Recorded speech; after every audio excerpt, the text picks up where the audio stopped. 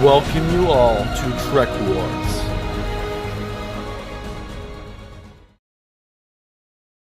So today we're going to take at the logistics of the Romulan Star Empire right before the Dominion War. So before the outbreak of the Dominion War, how large was the Romulan force?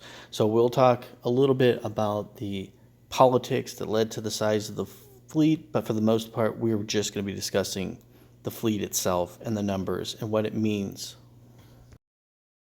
So the first thing that we want to talk about is there was something referred to as the Kidmore Accords, which was an alliance between the Klingons and the Federation where they stopped building ships. So the Romulan Star Empire did have an opportunity to be building ships longer than the other races were and have a potentially larger army than the other empires do. But did the Romulan Star Empire do that? The answer is no, they did not. All right, so one of the things that we need to understand about the Romulan Star Empire is they decided that they wanted to build a multi-purpose warship. This multi-purpose warship is similar to the Galaxy class of the Federation, except for it is slightly different. And when I say slightly different, I mean the ship is enormously large. Now, because of the ship's size, it means that it's got to be extremely expensive. So the Romulan Star Empire put most of its actual defensive budget into creating a large fleet of battleships, which is the Romulan Warbird Dideritics. Now, there are a few different variants of the Romulan Warbirds, and we'll talk about them right now. So with the Romulan Warbird, there are only two different sizes. There's one giant variant, and then there's the standard size. So the giant variant is the prototype, and there were about 34 of these created. Basically, they were able to streamline the equipment aboard the giant variant due to technological advancements, and they're able to shrink the ship down to the standard size that we normally are looking at. Now, of the three variants of the normal size, there are 80, which is what we typically see during TNG. There are 11 that have upgraded shielding. So everything about the ship is identical, except for it's using a really, really powerful shielding that's almost double of what the previous variant was. And this was obviously created and was upgraded for the Dominion War. And then there is a different variant that uses different weaponry. So I call it the 10,000 point Warbird because most Warbirds' attack power is around 3 million and this one's 10 million. What it's doing is there are only 21 variants of this. They are using medium disruptors instead of heavy disruptors. But what they lack in power, they're making up in just pure numbers. And then this is also a Warbird, which is basically the Warbird or their variant of the Akira. So we know the Akira is completely loaded with torpedo launchers. This variant uses a massive amount of torpedo launchers. So it's basically a Warbird long-range artillery. And so altogether, these are the amount of ships that the fleet is holding that are Warbirds. Now, one of the reasons why the Romulan Star Empire is doing this, and they're building the Warbird, and it's doing every job out there, exploration, war, troop transport, you name it, it does it. It does everything. This is probably for a budgetary reason. They needed ships that could do multiple jobs, so they need a multi-role starship to fix some of the limitations of the fleet. So for whatever reason, the Romulans didn't want to field dozens of ships doing dozens of jobs. They wanted one ship to do a dozen jobs. All right, so before we move on, we're going to talk about something that's really obvious, is why the Romulan ship's hull strength is so high. Well, it's pretty obvious. The Romulans use cloaking devices, and so there is an opportunity for them to get hit with their shields down more often than other starships. So their hull strength is more important to them than their actual shields. And that's why Romulan ships' shields are subpar. They're about half of what typical Federation starships are. Even the Warbird is below a Galaxy class in shielding.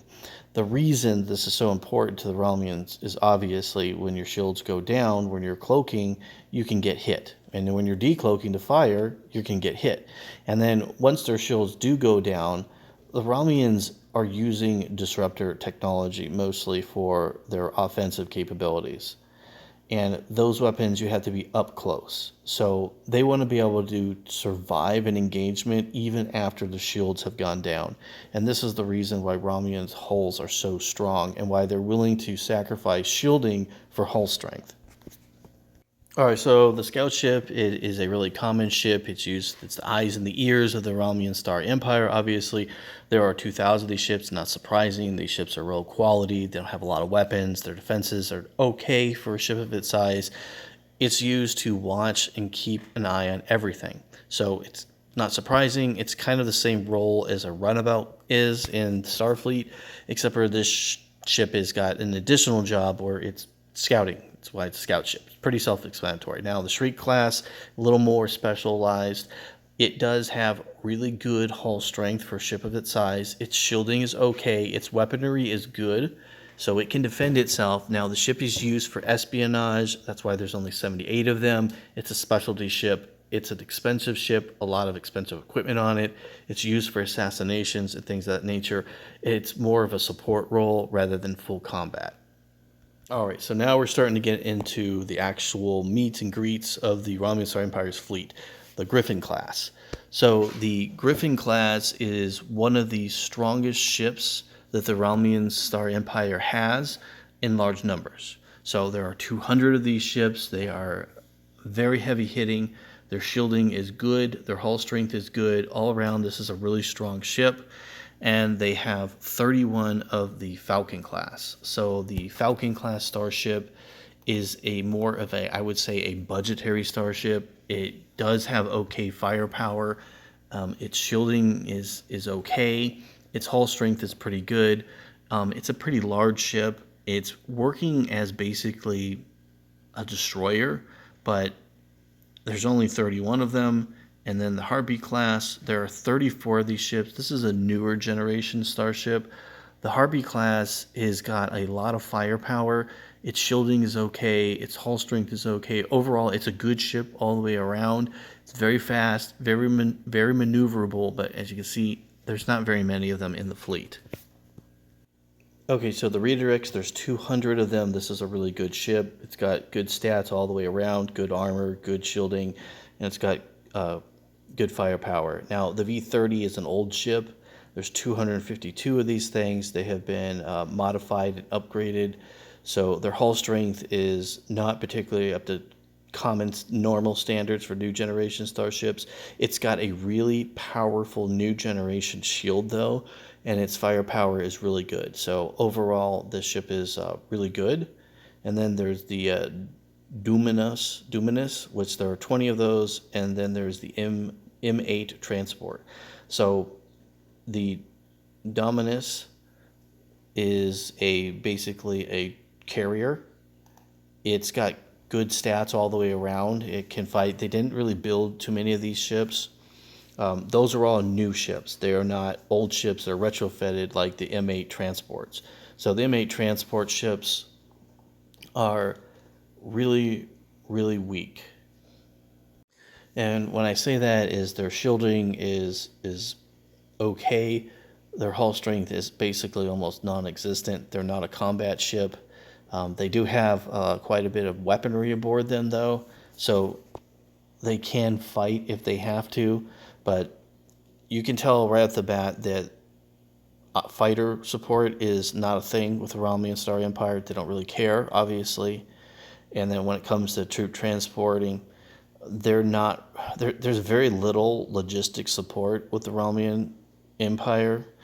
This is where that Diedrichs is coming in. So the Warbirds are taking the role of what normal empires would have probably several hundred transport ships, and the Romulan Star Empire has basically not 8, it has 80 of these ships.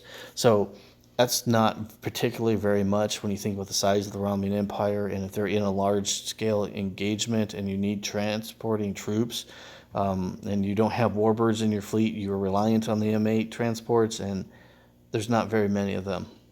All right, so we're going to look at the destroyer, the V7. There's about 90 of these ships. The V7 is an older generation starship. It's not very good when hull strength because of its age. Its shielding is okay. Its weaponry is good. They don't really focus on destroyers with the Romulan Empire, so there's only 90 of these. That's not very much at all. The V-76, now this thing's also known as the Heavy Defender. Lots of firepower. It's got pretty good shielding. Its hull strength is really good. So this ship has a lot of armor, and then with the smaller ships of the Romulan Empire, this ship is overall probably second in line in defense. Now, there are 65 old variants of these ships, which are not been upgraded to the standards that we had seen. The standards we'd seen, there's only 20 of them. And the reason for that is this ship is pretty good at staying, in a fight, and they've been upgraded to a certain extent. They were going to be decommissioned, but then when the Romulans realized that there was going to be a war with the Dominion, they kept them going. So it's kind of a slow ship, in my opinion. Doesn't have the speed that some modern ships would have, but it's not slow by any standards. But I'm just saying it's not as fast as a lot of Romulan ships are pretty maneuverable. Now the Z1 Nova, there are 51 of these ships, and these are really old, and they have all been upgraded. So the V-76 line was not upgraded, or they stopped upgrading them in order to upgrade the Z1 Novas. Now the Z1 Novas have a way more weapon ports, and they've been upgraded. Their shielding is really good, and their hull strength is good, and their weapon firepower is enormous. These ships are using tons of weapons, and they are a really powerful ship for the Romulan Empire. This is a dangerous ship, and a vast majority of the Empire's cruiser attack power is coming from these ships. So they're very, very important to the defense of the Romulan Empire. Now, one of the things about the Z1 Novas, they're not fast ships. So warp speeds, they're not very, they're not going to be very good. So they're more of a defensive ship. So they're defending rather than being sent in the front lines. So obviously they can be there during the front lines, but they prefer to have them guarding because of their not so impressive warp speeds. So first up, we're going to talk about the Dictator battleship. So there are 34 of these. These are basically a fast response, heavy attack ship. Their stats are similar to that of a Warbird.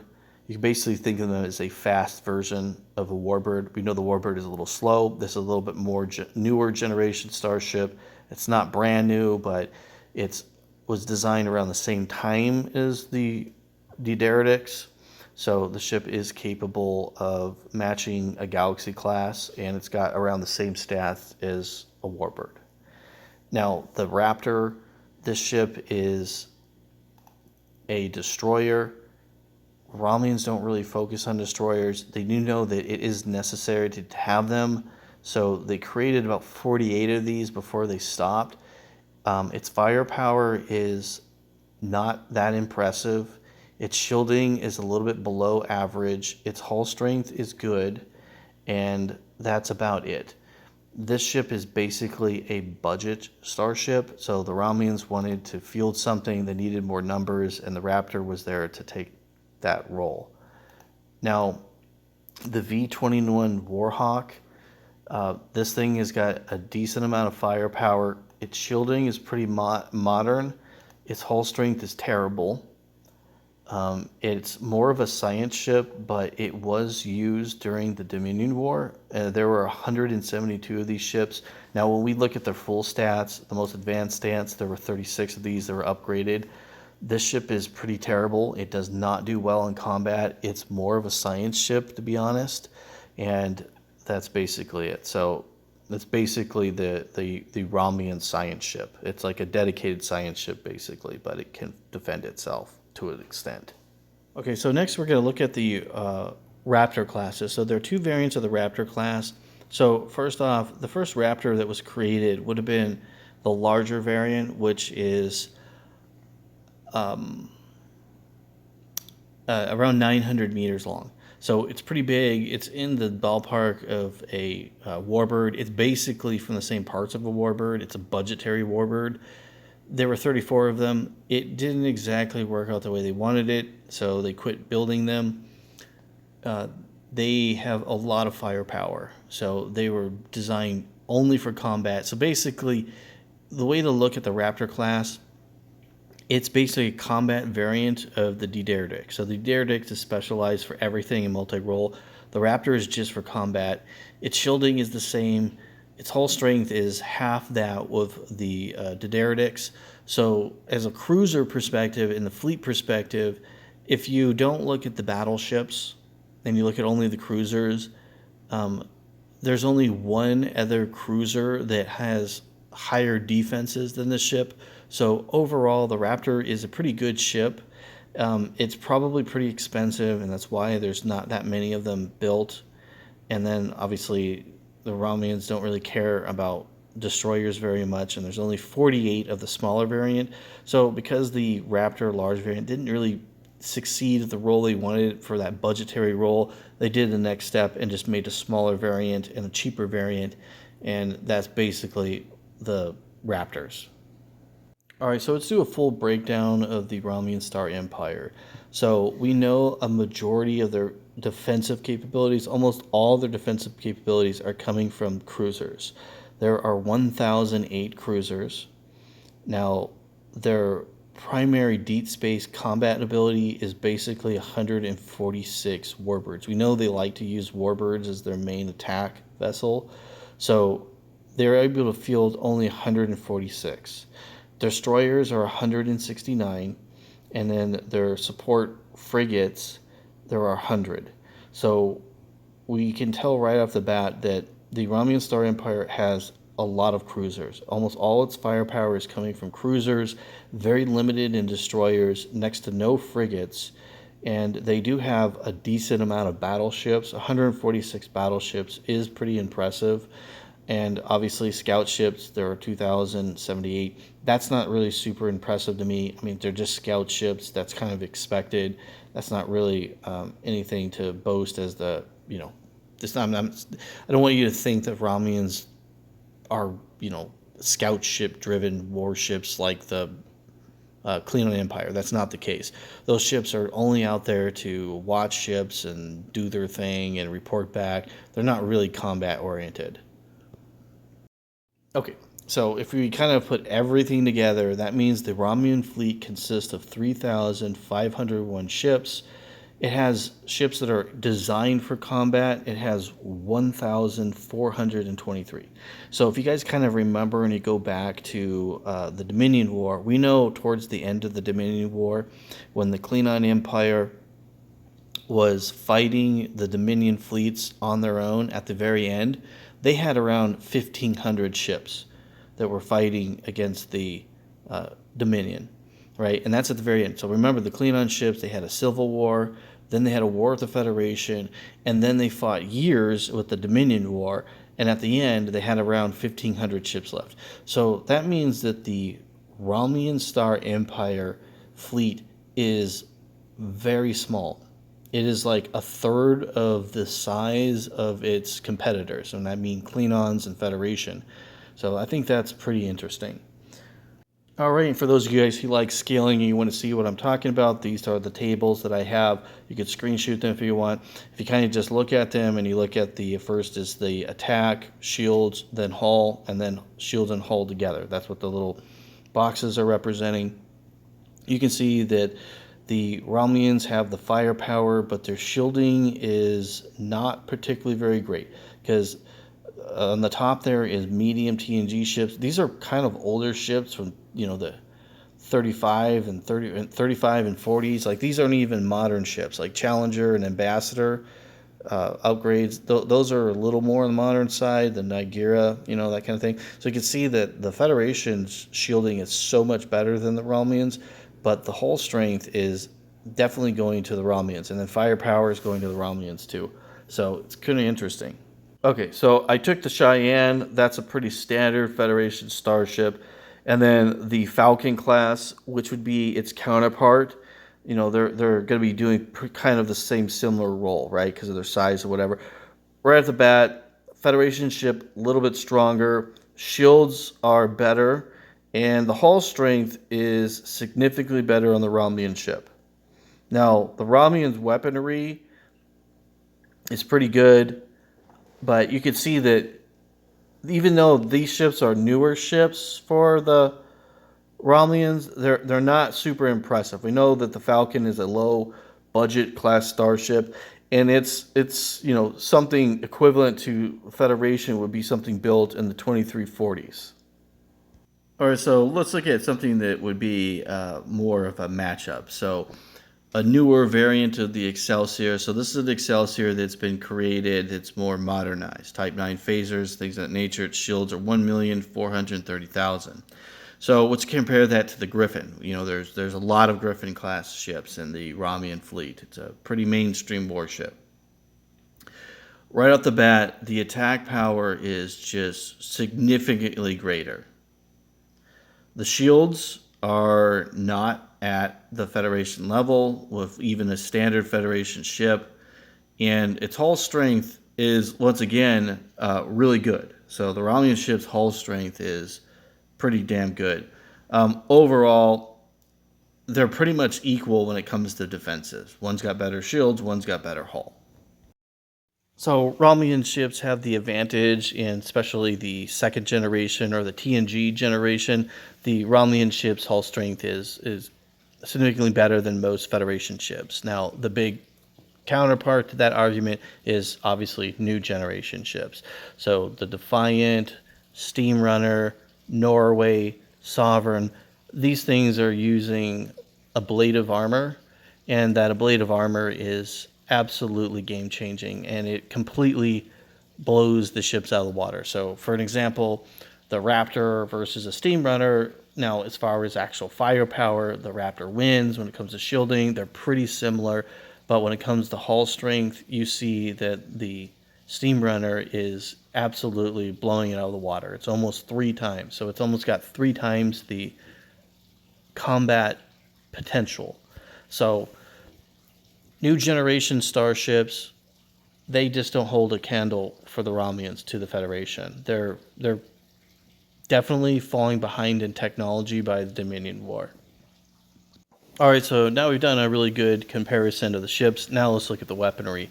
So phaser emitters that are being used by the Romulans, they hit hard, but they're not as hard as Federation phasers. So Federation phasers are 65,000 on average, and they can fire about 14 times. We don't see that with the Romulan emitters. They're heavy hitting, but they're very poor volley. So 456,000, that's their top emitter. Starfleet is 910,000, so it's almost half. So their emitter technology is not particularly very advanced, in my opinion. We look at the disruptors. So a standard disruptor is going to be around 35,000. That's a standard. That's what the Klingons are using with all their ships, and it can fire something like, I think it's 15 times. So that comes up to around 520,000. So let's just look at our disruptor 12s, 14s, and 26. Are any of those at the that level? No. The disruptor 26 is pretty close at 30,400, 16 shots, 486. That's a really good disruptor in my opinion. That's at Klingon standard levels. Now the RP-35, that's 106,400, 8 shots, 851,000.